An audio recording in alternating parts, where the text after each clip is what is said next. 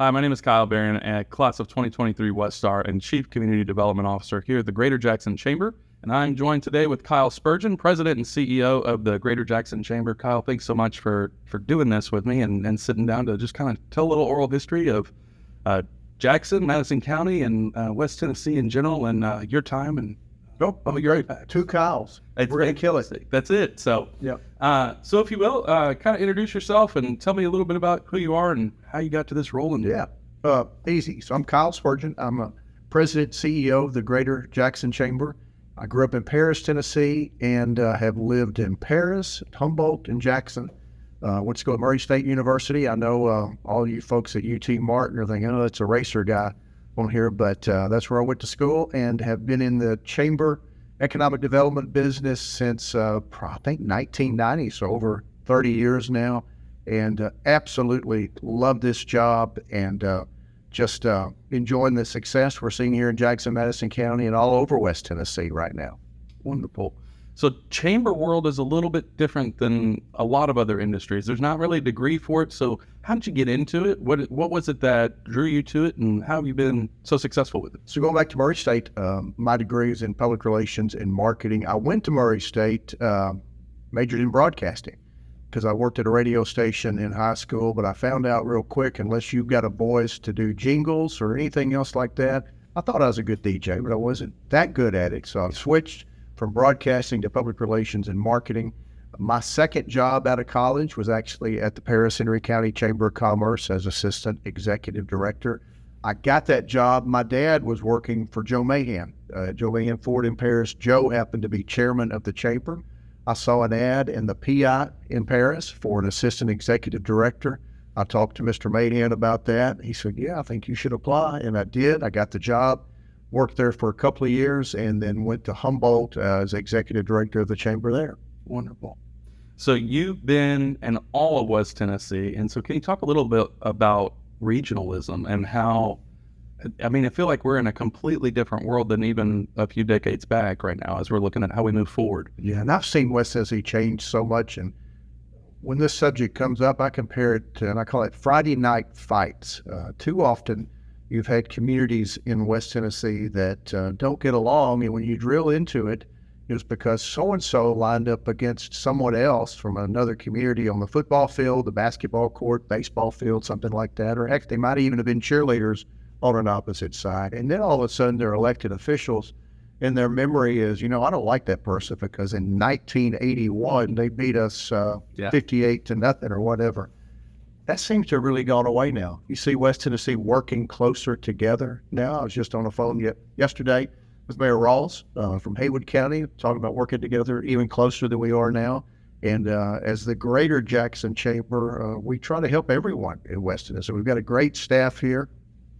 Our success in Jackson, we will never reach our potential unless the communities around us continue to grow, because Jackson's the biggest community between Memphis and Nashville. And folks in West Tennessee come here to shop, eat, and because you want people to shop at home wherever you live, whether that's Humboldt, Martin, Union City, whatever. But there's stores here in Jackson. Everybody wants to come to Target. The thing that's happening here is you're starting to see more boutique type stores and restaurants. However, we can't keep growing unless the folks that live in other parts of West Tennessee, if you see their per capita income continue to increase. I think when you talk about that, it kind of brings to mind another aspect of chamber world, which is relationships. And so we want all of West Tennessee to kind of lift up together, but especially doing it relationally, I think makes a big difference. You mentioned Mayor Rawls, who also is part of the best class ever, 2023.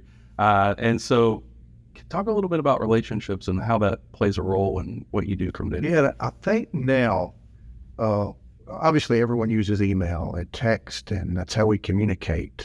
Some folks use Snapchat and others. You and I don't do that. But the modes of communication are so varied. But the one that always works and stands the test of time is relationship building, face-to-face with that. And it's we always say here we do business with folks we know, like, and trust. So number one, you have to get to know somebody.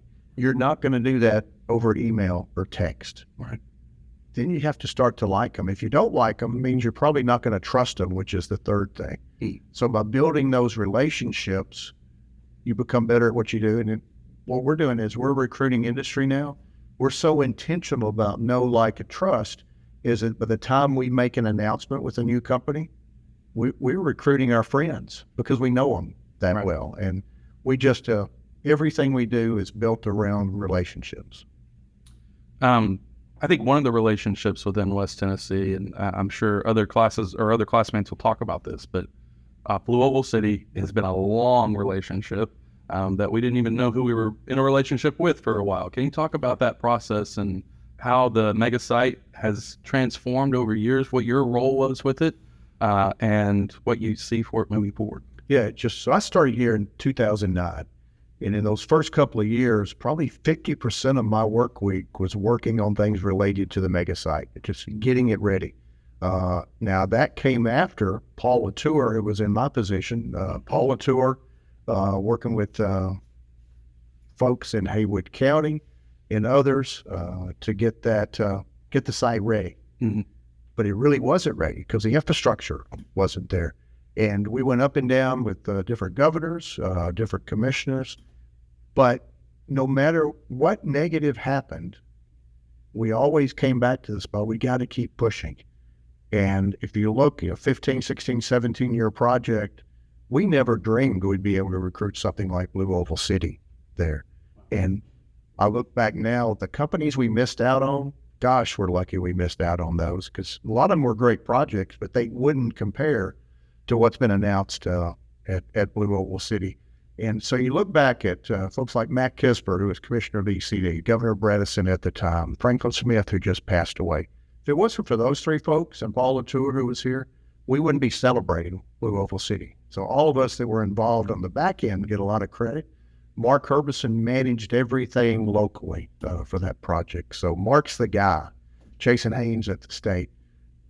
But you're going back, and that's relationships. We got to know the team at Ford.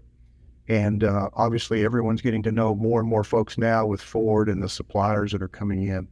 Something I always point out to people, though, is that project is fantastic, but do not forget about your existing industries. They are the ones that have been here. Ford will soon become an existing industry. But take care of the companies that are already in your town before you think about doing something for someone new. And that's a balance, and we all struggle with it. But existing industries are far and away the number one piece of an economic development program. Great. I think one of the things that I've really enjoyed as I've gotten to know you is just your general outlook on things. So can you talk about your philosophy of leadership? What gets you to wake up every morning and you almost always have a smile and you're moving in the right direction and shaking hands with different people? Is it just tell me about your philosophy? I did the Strength Finders assessment several years ago, and my number one strength was competition. And so I love winning. But also part of my top 5 was strategy and belief were two of the others. So I tell people, I want to find a way to kick your butt, but I'm not going to cheat doing it. So you'll see us here as we're competing for projects. We're never going to talk bad about another community. But by golly, we're going to figure out the strategy to learn how to win. So competition is what drives me in this job. And chasing projects, economic development wise, it doesn't matter how big they are, you're competing for them. Now we're competing for people. We want people to live here that are associated with Blue Oval City, the suppliers, our existing industries that are growing. So it's always in this business, you're competing for something. And then we also facilitate relationships. But bottom line, really, I think what gets me up every morning and loving this job is that it's always something different every day. This right here is fun. Yeah, something new. It's nice talking to you. Management philosophy, I hope you agree with this. I don't micromanage people. No. You hire good people, let them do their jobs. And it's not that you don't manage, but if you hire good people, let them do their jobs.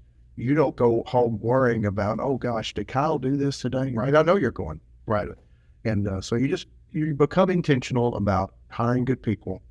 And then when you do that over a course of years, you have people interested in working for your organization that continue to help you grow. Yeah. I think one of the things that I've heard along my way is hiring is job one. If you get hiring right, everything else goes fantastic. Yeah. So and we hire for culture. Right.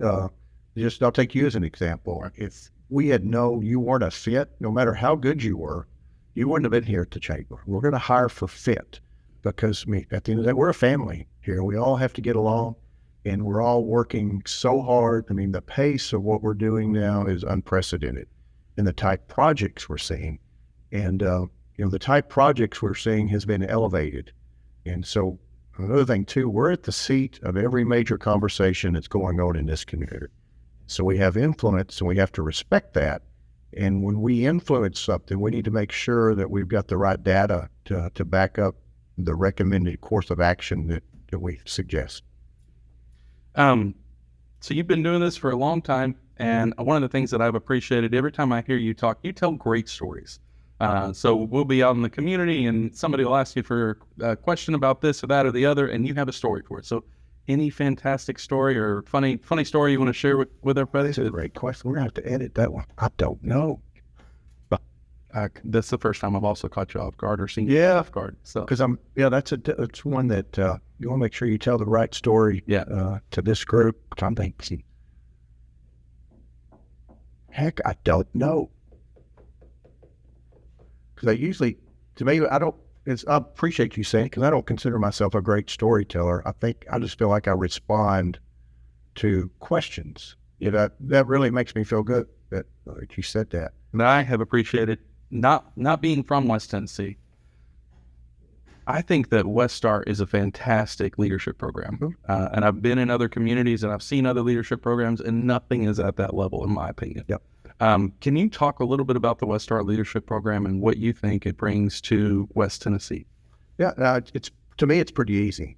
Just looking at West Star, it's the relationships that you build within the organization. I mean, you've gotten very close to some people over the last several months that you had never met before. But 10 years from now, a lot of those folks you're still going to have connections with. And then that's going to transcend classes. You've gotten to know folks who graduated before you. You're going to get to know people that go through the program after you. So to me, the biggest thing that West Star has done that helps West Tennessee, it's meshed people together throughout the region. And that, you can pick up the phone and call somebody now in Henry County. Right. You go see someone in McNairy County. You know those folks better. So to me, it goes back to relationships and that you're going to do business. And when I say business, that doesn't mean necessarily transactional business. It's that we're working together on something. And, if you get asked to serve on a committee or an organization that represents all of West Tennessee, but you got to bring other folks around with you, now you've got some contacts who to call. And it might not be that person, but they might say, you know what, I know so-and-so here in Gibson County would be great to help you with that. So my number one answer is the relationships that you build in West Star. It's almost like West Star is like a little chamber in itself, connected. It is. That's right. So yes. So, well, anything else you want to share with the history books? No, I just want to say thank you all for doing this, and Kyle, appreciate you with having this conversation, and glad you're on our team here. Well, Kyle, this certainly made us better, and anytime you can bring a Kyle into the organization, I think you're going to be great. We've got to find one more. Thanks, that'll be confusing. Thank you, Kyle. Thank you. Appreciate it.